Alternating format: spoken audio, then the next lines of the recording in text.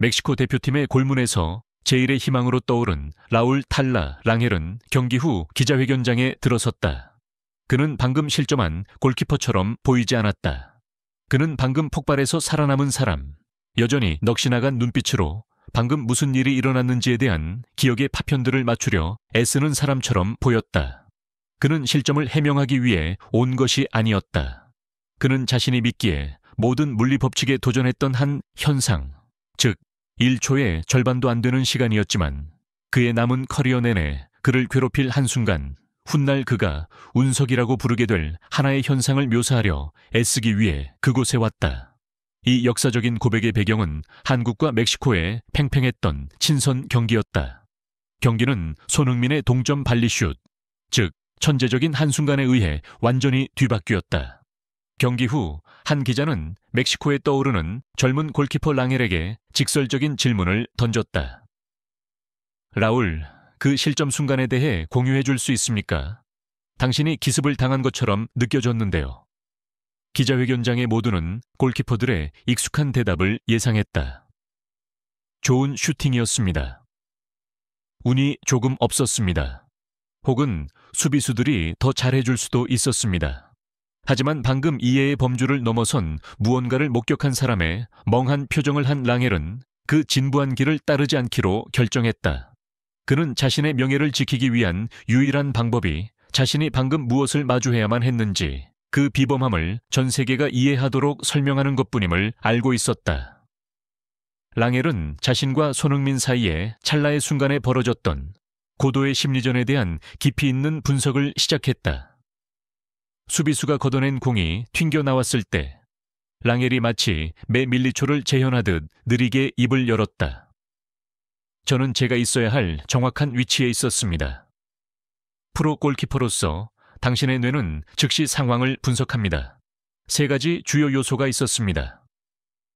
첫째, 슈팅 각도입니다. 거의 제로에 가까웠죠.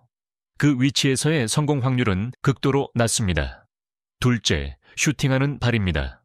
그것은 손흥민의 약한 발인 왼발이었습니다. 셋째, 기술입니다. 그것은 땅에서 튀어오르는 공으로 즉시 슈팅을 시도하기에는 극도로 어려운 상황이었습니다. 전 세계 99.9%의 프로 선수들은 다음 단계를 결정하기 전에 한 번의 터치로 공을 컨트롤하려 했을 겁니다. 따라서 그가 단언했다.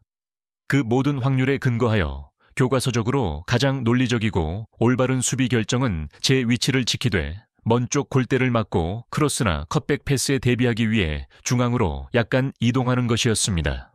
당신은 확률을 믿어야만 합니다. 그것이 우리의 일입니다. 이 분석은 랑헬이 위치 선정 실수를 하지 않았음을 보여주었다. 그는 그 어떤 최고 수준의 골키퍼라도 했을 법한 바로 그 행동을 정확히 했다. 그는 확률을 뛰어넘는 무언가에 의해 패배한 것이었다. 논리적인 시나리오를 설정한 후 랑헬은 손흥민이 어떻게 비논리적인 행동 하나로 그 체스판을 완전히 파괴했는지를 묘사했다. 그리고 그때 그가 다리를 휘둘렀습니다. 랑헬이 멍하니 먼 곳을 응시하며 말을 이었다. 컨트롤 터치 같은 건 없었습니다. 왼발로 날린 다이렉트 발리슛이었죠. 저는 골키퍼의 자연스러운 반사신경에 따라 움직이기 시작했습니다만 그는 여전히 불신과 무력감이 가득한 표정으로 고개를 저으며 말을 멈췄다. 공의 속도가 정말 믿을 수 없었습니다. 그것은 날아간 것이 아니라 공기를 찢었습니다. 그리고 그것은 단지 팽팽하기만 한 것이 아니었습니다. 그것은 또한 극도로 불쾌한 약간의 흔들림 궤적을 그리며 당신이 키 2m의 몸을 끝까지 날려도 도저히 닿을 수 없는 유일한 곳, 즉 골대 가장 높은 구석으로 똑바로 향했습니다. 그 순간 그것은 더 이상 공이 아니었습니다. 그가 말했고 이 한마디는 역사에 남았다. 그것은 빛의 흔적 같았고 제 머리 위를 스쳐 지나가는 운석 같았습니다. 당신은 운석에 반응할 수 없습니다. 당신은 그저 그곳에 서서 완전히 무력하게 경악할 수밖에 없습니다. 랑헬의 운석 비유는 완벽했다. 그것은 슈팅의 끔찍한 속도, 예측 불가능한 궤적, 그리고 파괴적인 힘을 모두 묘사했다. 즉시 미주 대륙의 언론은 그것을 낚아챘다. 그 골은 더 이상 동점골이라고 불리지 않을 것이었다. 그것은 새로운 이름을 얻었다. 손흥민의 운석 슈팅 더 메터시아스. 바로 그 피해자의 고백은 미국 전역의 전문가들과 전설들로부터 경외의 합창을 이끌어냈다. 티에리 앙리는 자신의 분석 프로그램에서 이렇게 논평해야만 했다. 지난주에 저는 손흥민의 지능에 대해 이야기했지만 이번 주는 순수한 기술에 관한 것입니다. 튀어오르는 공을 약한 발로 거의 제로에 가까운 각도에서 다이렉트 발리로 때려 넣는 것. 그 기술적인 난이도는 10점 만점에 10점입니다.